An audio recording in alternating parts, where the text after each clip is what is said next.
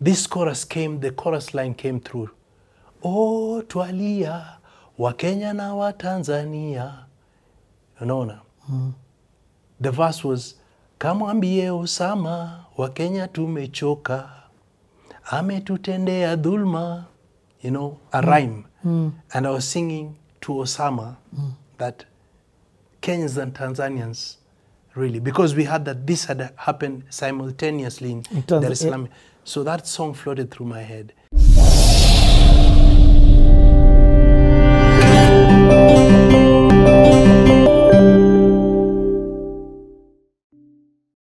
So that's from 2002. What else happens in this year between 2000 to 2010? Don't pass 2010 just yet. 2000 to 2010, we did another Zilizopendwa Album, yeah. Okay, and how was that one received? Very well. All the Zilizopendwa editions, 3 of them have been received very well. And of course, you're still doing your coastal nights? Yeah, the coast nights. Okay. We were doing that, and they became very big, like we said. So a couple of things we were doing to just remain relevant, you know? Because in music, if you stop performing, or if you don't release new music, if you're not like now on social media, wanakusahau. So we did a lot of that to remain relevant. Okay. Prior to us now saying, we are going to do this for our reinvention. Okay. And when did you decide to start doing things for your reinvention? Around 2004, 2005. Okay. And that is? We just did some new music and released it as a single or 2. And then we got 2 friends to start writing a book on the band. So this guy, you know, as a cartoonist, Gado? Mado, sorry. Paul Kelemba. What? Yeah. He has written a book on us after so many interviews. And then Stan Gazemba has done a book. And then we stopped because we said, now we have 2 books, drafts. We need to get a partner to come on board so that we merge these books and publish only 1 book. We've not published the book yet. Is it going to be published at the exhibition? No, it won't feature, but we have the 2 drafts. But you've had them for years. I told you, man, some things happen at God's opportune time. Okay, it's not the time, right? We've done things and left them for years, and then when we come and complete them, bang. So okay, so you're just not feeling like it's even at your 50th anniversary, you didn't feel like that would have been a right time.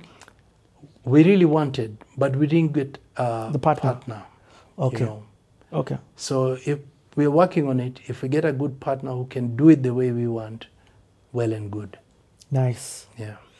And you guys have the material to show for it. Yes, we do. Yes, we do. How do you archive your things so well? Okay, probably it comes from the way we saw our late father archiving things. I think we caught the bug from him because he would do his documents so neatly and laminated. Yeah. No, that time hakuna lamination. But in a spring file, mambo ya shamba, mambo ya sijui ya nini, mambo ya nini, and he wrote so much. Even the family tree aliandika kwa kitabu. So each one of us picked that in their own way. And that's why I said the 3 of us mostly, myself, Teddy, and Billy, started archiving everything and anything about the band that we could. That's why we've ended with so much archival material. I get it. So, and you, of course, you still have that material. Have you consolidated it all to one now? Yeah, we have it. That's what some of it will go to the exhibition. Yeah, but all like the others, is it all like in one place? Yes, it's in one place. Where you know it's gold. Yeah. Okay. Hiyo hata saa ingine mtu anasema, can we take and go and do hii wacha hapa. The things, no, my friend, you're not touching. Yeah, kabisa. Post-election violence. What does that do?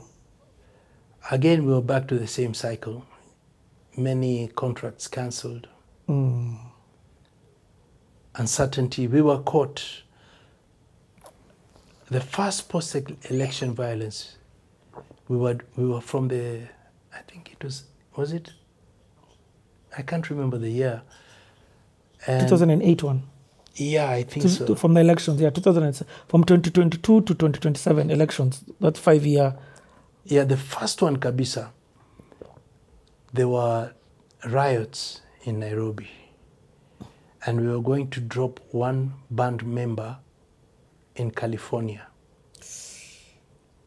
So we get close to California, jamaa wa majengo wapi wametoka, and they started stoning our van.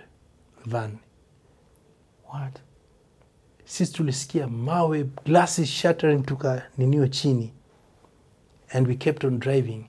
Luckily, we just had one guy. Oye jamaa, sare, ni mushrooms hao, sare. They saw our van was branded on the side. That's what saved us. Otherwise, we would have died that day. What?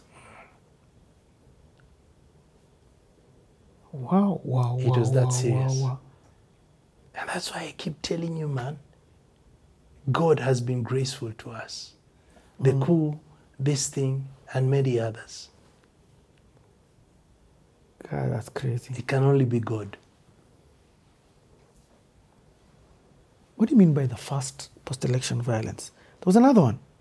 There was, wacha hii ambayo watu waliuliwa, hizo demonstrations.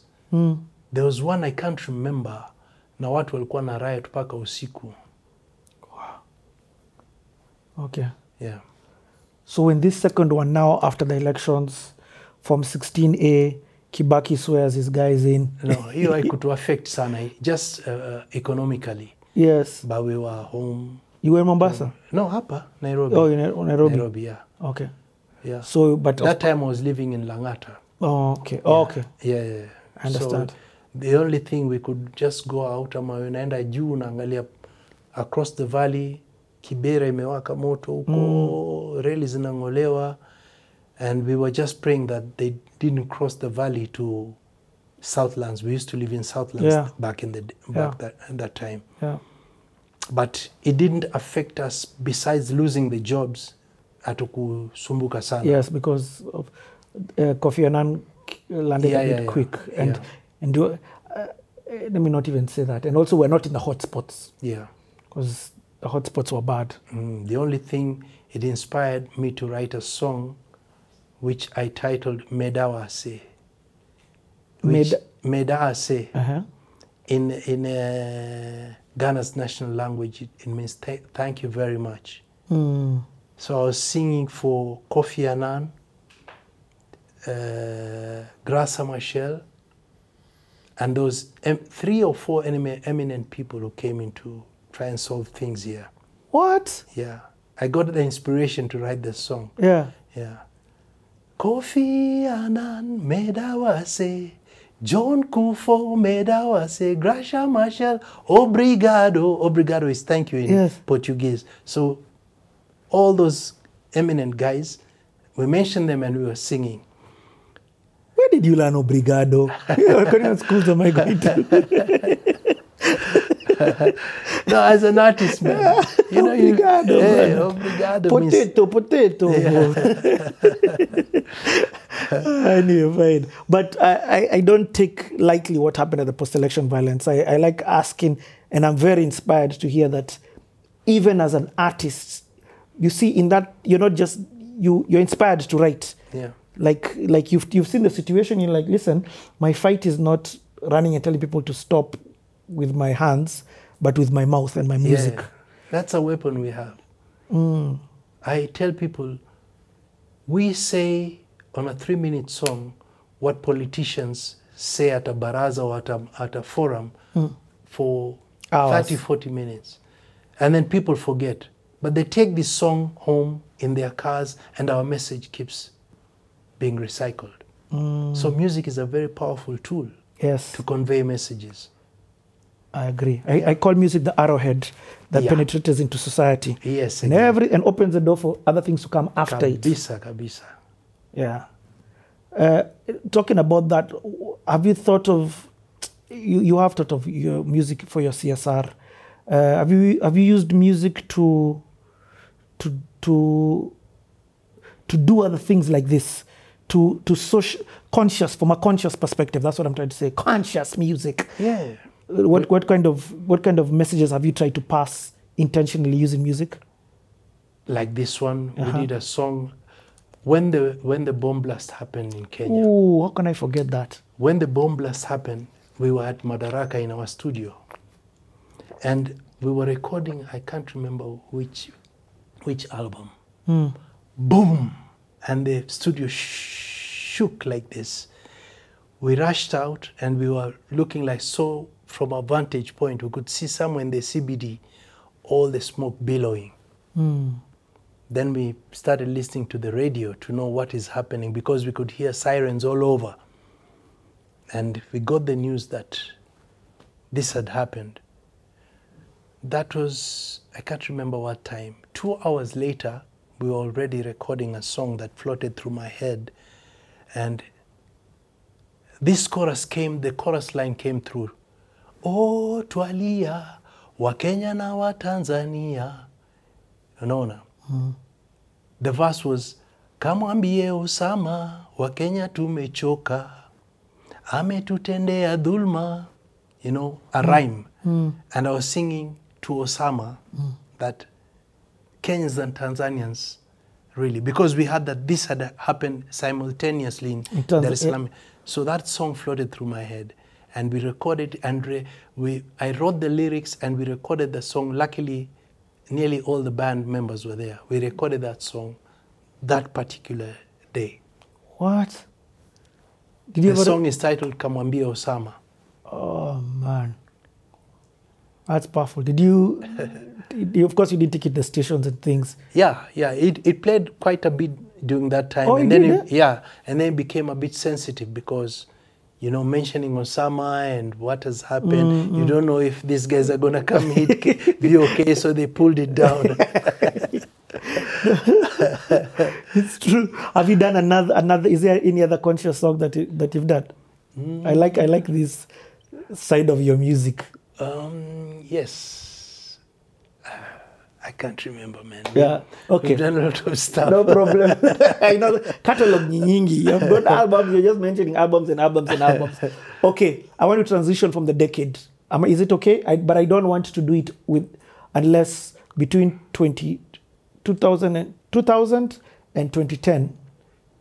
2010, yes. For those 10 years, is there anything that you feel like you want to share? If you do, please share away. I think I've said it all. I think you've said it all. A lot happened, but I can't condense it to, so. Yeah. No, but if there was any particular narrative, I didn't want you to leave out.